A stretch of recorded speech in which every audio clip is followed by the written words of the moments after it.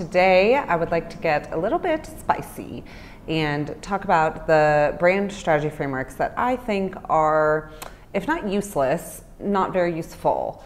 When you Google brand strategy, you tend to get the same few brand strategy frameworks that pop up over and over that are classics. I think one of the reasons that brand strategy can feel like something that's not really something worth investing in is that founders will do these frameworks and then they'll be like, that wasn't that useful. And they want to hop right into marketing tactics, which feel like they have a lot more payoff and are a lot more useful. But because I was always in-house on really small, scrappy marketing teams where we had to kind of do it all, I have a lot of opinions on what frameworks are actually really useful and set a really helpful foundation for your marketing efforts and give a lot of input and strategic guidance, and you'll refer back to day to day, versus the ones that you do once and you're like, okay, that was nice, but like, how does that actually inform my marketing efforts? I do think a lot of these frameworks can be helpful for founders when they're thinking about what they want to build initially, kind of big picture thinking, but I find them not very helpful in the day-to-day. I think there are alternatives that can provide you a lot more guidance and a lot more clarity. Well, before we begin, I want to say I got this new mic. I hope it works well. We'll see. I have no idea what I'm doing. So, first framework that I find pretty useless is core values. They can be nice for internal branding or for people ops or company culture, but I find that core values are just so bland. You look at different companies' core values and they all look like they could be the other company's core values, like innovation, respect. They're all kind of like this bland thing that doesn't really provide much guidance. I do think having maybe like team values once the company has grown, that would be a nice alternative. But in terms of for the brand, the best thing to use, in my opinion, is philosophies. I've also used brand pillars in the past, and those can be useful. I kind of look at it as like core values are meh, brand pillars are better, philosophies are best. Philosophies are basically like taking all the good things with core values, but putting some more beliefs and opinions behind them. It's what you believe as a company. You can put more opinion into it. So I find it really helpful because it gives you more guiding principles, for example, of what to talk about on social, what type of content to create. It just provides a lot more guidance. Like if you say that your core value is innovative, how do you take that and put that into marketing? It's like, of course, your marketing is going to try to be innovative if you're anything related to being a disruptor or challenger, versus if you say that your philosophy is that like every student in the United States should be able to afford books. That ties into your mission or your purpose or vision, but it also gives you something to talk about in the day-to-day, and so you can use it very practically even though it is this high-level philosophy. The next one I want to talk about are these traditional competitive analyses where you kind of like map yourself against your competitors in the market. There are a few of these that are out there. In general with brand, I don't love focusing too much on similar products or competitors in that sense. I much prefer looking at your true competitive alternatives in terms of what would people be using or not using, maybe they're not using anything, if your product didn't exist, and comparing yourself against those. So for example, if you are making a non-alcoholic aperitif, yes, Gia and some of these other brands are your competitors, but when you're thinking about the actual competitive alternative that your customer is looking at, it could be making their own mocktail, it could be water, it could be sparkling water, it could be nothing. So comparing yourself against those is going to be much more helpful in your brand and in your marketing. I think that the traditional competitive analyses, those might be more helpful for investor decks, pricing, knowing your place from a business perspective, but I don't think they're really helpful for getting across the benefit of you versus the alternatives that they would actually go to. I always think about when I was at Shake Shack, Danny Meyer would say that our competition was not other restaurants, it was people's time. So our competition was actually Netflix or whatever else people would be doing besides going to a restaurant or going out to eat. I really recommend for more of this looking at April Dunford's positioning work and her book Obviously Awesome, which gives some really practical frameworks that I use of how to figure out your actual benefits in relation to those alternatives. One that I always see come up that I have never used and I really don't find it useful at all is archetypes. Is that how you say that? Archetypes,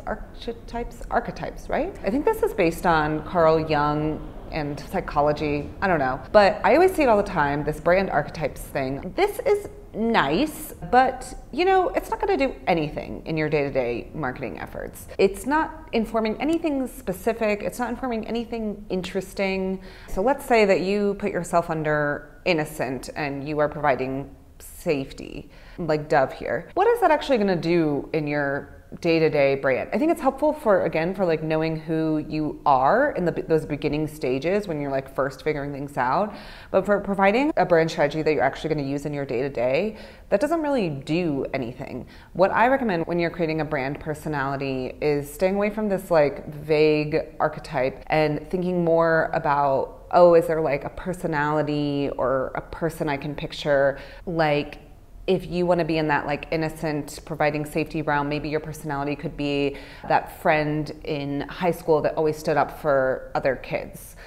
I'm just pulling that out of nowhere. But I think having like a personality like that is a lot more helpful. And then what I do from there is I also break it down to 3 characteristics, 3 personality characteristics with sub-characteristics under. Those characteristics work together to create a really interesting and specific personality instead of just this general personality that isn't really informing anything in like the day-to-day details or the specificity. What I'm going for with brand personality is specific and interesting, and complex meets simple. Complex in that like no one else is doing that, and it's interesting, but simple in that anyone on the team can take that and run with it. And part of that is if it's specific. So if you were to go back to that persona of the friend in high school that always stood up for someone, your characteristics could be social butterfly, conscientious, and class clown.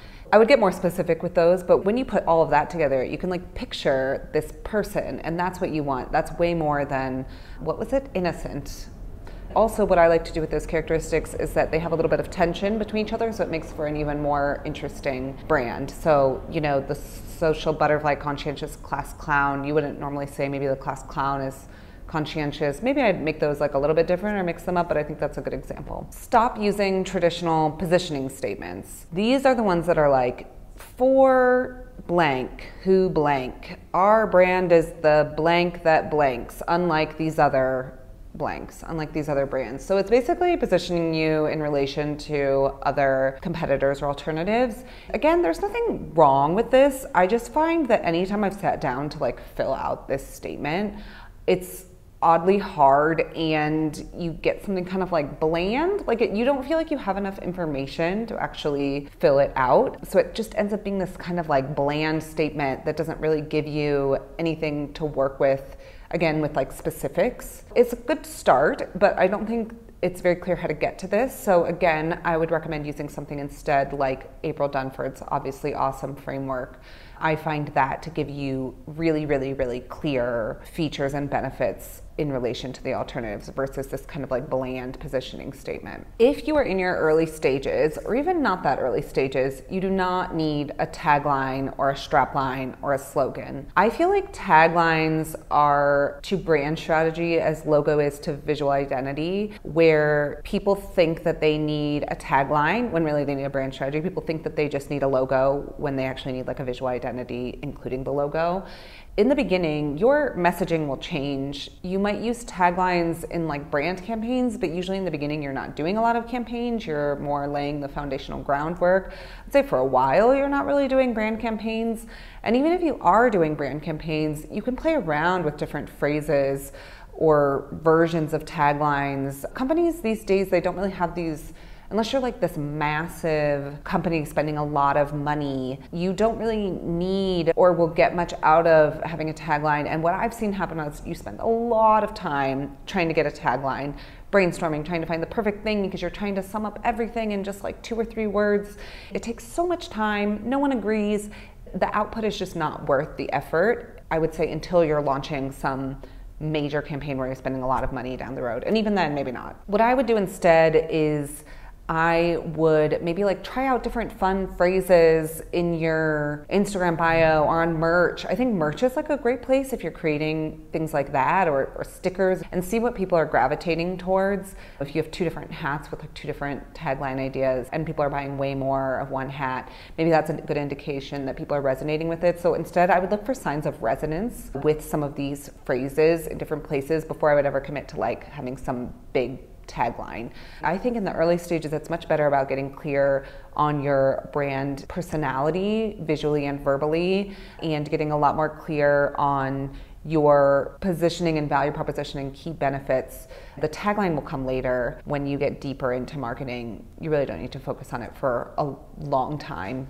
Lastly, I want to end with something that is not a brand framework, but we do use it a lot, is the marketing funnel. This might be controversial because everyone uses the funnel, putting customers through the funnel, but I've just never been a fan of the traditional funnel. I'm much more a fan of what's called the flywheel funnel, which is much more circular. I think this is better because it really focuses on not just getting people to purchase and that's it, but instead if you want to plug more into word of mouth, of making people your advocates, your cheerleaders, of them bringing more people in.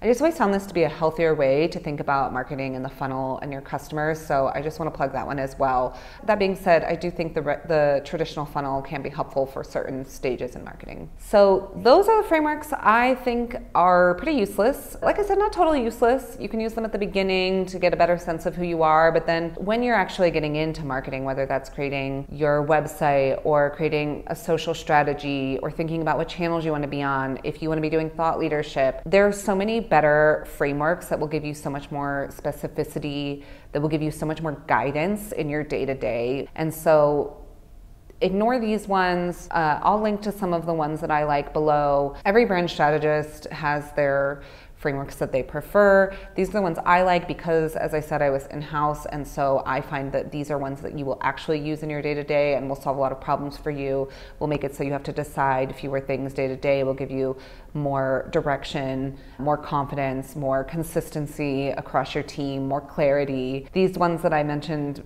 before, leave them aside. They're not very useful. If you don't agree with me, let me know. Maybe you find these ones really helpful and I'm just missing something. This is just my opinion. It's just that, an opinion. Thanks for watching. I will see you for the next one.